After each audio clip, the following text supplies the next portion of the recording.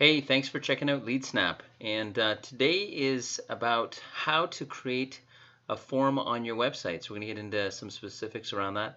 If you haven't had a chance, check out the other videos. They talk about how to generate leads, talk about how to send out an email campaign, measure the campaign, turn it into essentially a lead that is more interested, specify whether it was booked as a meeting or conversation, or for follow-up, and or turn it into a sale. And so it goes into some of that stuff. We also talk about importing contacts and adding on subscribers. So if you haven't checked out the previous videos, I do suggest you watch that before watching this one. All right, let's check out how to generate a web form. And what this is good for is if you want to create a campaign where people are subscribing to some sort of mailing list, okay? You can place it on your web form and it will automatically, anybody that fills it in on your website will automatically be entered over here in LeadSnap, okay? So it consolidates all the data, all the information for you, which is kind of nice.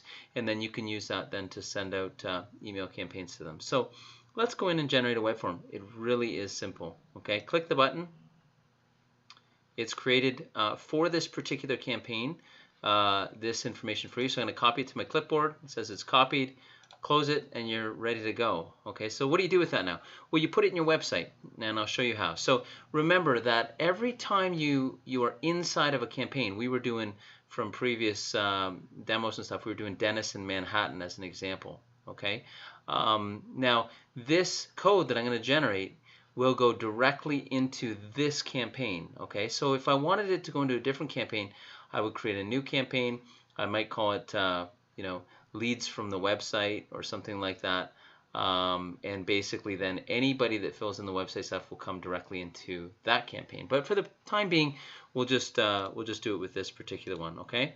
So what I would do is I would open my website, all right? And all I would do is copy that into there and publish it. And most people have WordPress, and so this will give you an idea of how easy it is to basically set this up. And then here's the link to there. Okay, we're going to click that here, and I'm going to see what it looks like. So this is what it just put into my website. Okay, and if I fill that out, it will automatically go into this campaign. So let's create a fake organization called 123 with fake name John Doe. Email 123@website.com and 1234567. Okay, so we've got a fake entry here. I'm going to send that.